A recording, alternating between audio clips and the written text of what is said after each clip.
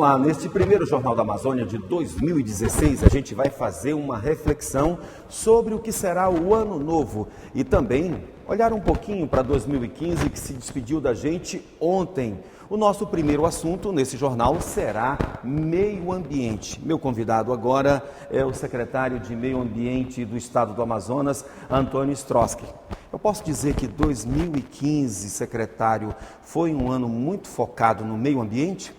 Foi, nós tivemos eventos importantes, né? E nós tivemos grandes avanços naqueles dispositivos legais que tanto o Estado precisa e nós buscávamos já há alguns anos. Então, foi um ano excepcional, nós vemos como um balanço muito positivo. Agora, a COP21 é um marco que nós temos aí, inclusive, ineditamente, tivemos todos os países do mundo conseguindo fechar um acordo para a diminuição da poluição, para a diminuição, inclusive, da elevação da temperatura do planeta. Onde é que o Amazonas consegue verdadeiramente obter vantagens em cima desse acordo de Paris? Então, antes do evento, desse grande evento que reuniu tantos países, tantos negociadores, tinha-se uma expectativa um pouco pessimista. Houve muitas negociações, muita discussão de madrugada, isso a nível dos governos, né? Os governos estaduais participaram muito de eventos que nós chamamos nos governos subnacionais, e afinal se chegou tiveram uma percepção de que aquilo que está colocado, as metas que vinham sendo postas até então, asseguram que nós vamos ter uma situação dramática de mudanças climáticas para o futuro, para um universo que o pessoal vislumbra, por exemplo, o ano de 2100. E a preocupação estabeleceu um limite de até 2 graus Celsius. Então, a conferência percebeu que é preciso ser um pouco mais exigente nas metas. O Brasil fez uma proposta absoluta para o mundo todo, compromissos com redução às emissões. E neste contexto, desta proposta feita, tem muito da contribuição do nosso estado, da Amazônia e em particular do Amazonas. Por quê? Porque nós temos um ativo ambiental fantástico, a cobertura vegetal de 97% que o nosso estado tem. E os nossos ecossistemas, o nosso ativo de recursos hídricos. Então, isso tudo foi colocado. Este é o grande lastro que o país apresentou na COP, ou seja, a Amazônia fez a sua parte. Nós reduzimos grandemente as emissões, enquanto outros segmentos da atividade econômica do país, como, por exemplo, a indústria, a geração de energia e os transportes, não apresentaram um desempenho que pudesse ser colocado na mesa de negociação. Pois bem, a gente até queria pedir desculpas e contextualizar o nosso telespectador.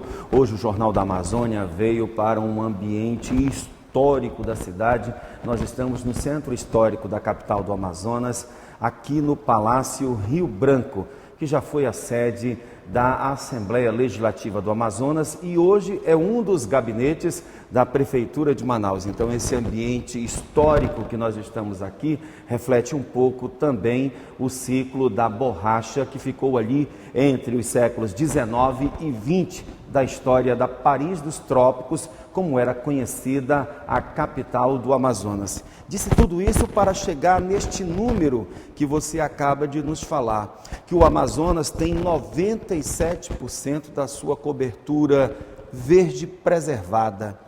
Agora, tanto o Brasil quanto o mundo não chegam a ser injusto conosco diante dessa contribuição que a gente dá para o planeta, porque já está comprovado, grande parte da chuva que vai para o restante do Brasil e até para o restante da América do Sul é produzida aqui na Amazônia. E de todos os estados da Amazônia Legal e também de todos os pedaços da Amazônia Internacional, federação, um pedaço de um estado que está mais preservado é o nosso. Perfeito. Primeiro, o Amazonas é quase 20% do território brasileiro, né? E o que você acabou de descrever é um dos grandes serviços ambientais do nosso bioma, né? dessa cobertura vegetal fantástica que nós temos. E é por isso que eu falei no início da nossa conversa que nós temos um ano diferente, um ano de uma grande referência para nós da área ambiental, porque nós tivemos o advento da aprovação da Lei de Serviços Ambientais do Estado, né? E aí nós podemos ter agora uns mecanismos com a regulamentação que será feita para que nós possamos realmente valorizar, remunerar e o nosso povo, o Estado possa ter acesso a recursos que,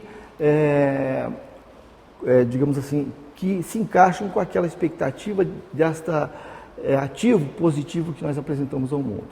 Então, nós podemos, com a lei também, assegurar que os recursos que a gente vai poder captar será destinado àquelas pessoas que estarão lá na ponta, que são os ribeirinhos, as comunidades tradicionais, as pessoas que estão verdadeiramente fazendo um papel de proteção desse nosso grande ativo ambiental. Agora, Strauss, eu queria poder entender, e o telespectador também, se falou muito desde governos passados em sequestro de carbono e que dessa forma poderia se remunerar o caboclo e até mesmo aquele que tivesse um pequeno pedaço de terra, mas inteiramente preservado. Até poucos instantes, no ano de 2015, havia uma fundação que, por meio dela, esse benefício chegava à sociedade amazonense. O governo Melo quebrou esse monopólio. Como é que isso se torna realidade agora em 2016 para quem tem um pedaço verde conservado e não tem a intenção de devastar? Bom, primeiro nós temos uma estrutura que nós chamamos de unidade de conservação áreas protegidas do Estado, que são 42, tem as federais, tem as terras indígenas, 54% do território do Amazonas é constituído de áreas protegidas. Então, nós tínhamos um sistema de exclusividade para a gestão de serviços e produtos de algumas unidades de conservação. Isto foi extinto com a aprovação desta lei. Então, o Estado agora pode fazer parceria com várias instituições, como a que vinha fazendo. Nacionais e internacionais. Nacionais e internacionais. A lei criou um fundo que pode receber aporte de recursos, tanto recursos de origem pública como de privada. E tem um organismo assim, uma estrutura muito transparente, um conselho deliberativo que é atrelado ao Conselho Estadual de Meio Ambiente, que vai fazer a grande fiscalização, as grandes decisões da aplicação dos recursos. Então, nós vemos como uma perspectiva enorme, porque a gente abre um leque, não tudo que foi feito até então, a parceria que já tinha sido firmada, por exemplo, com a atividade de Bolsa Floresta, já está assegurada por 5 anos, podendo ser renovado por mais 5. Só que agora nós podemos ter outros parceiros, nas mesmas unidades de conservação e nas demais, que nós ainda não tínhamos programas que possam beneficiar essas comunidades tradicionais.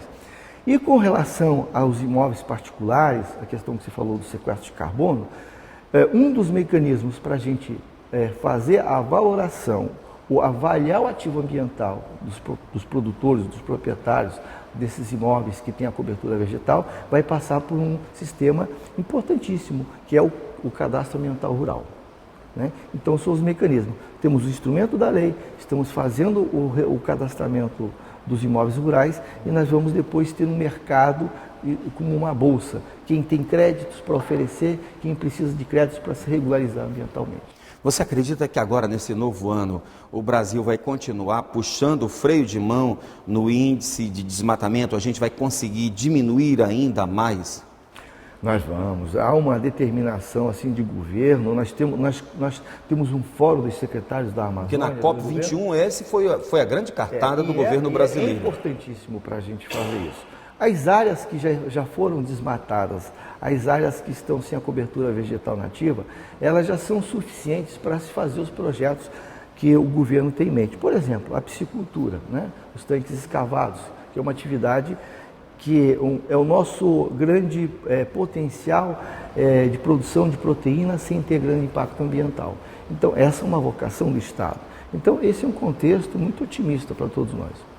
Muito obrigado pela sua participação e eu espero que 2016 seja um ano verdadeiramente positivo no campo ambiental aqui no estado do Amazonas e que a gente, por meio dessa onda preservacionista, consiga despertar novas cadeias de desenvolvimento econômico. Muito obrigado pela oportunidade.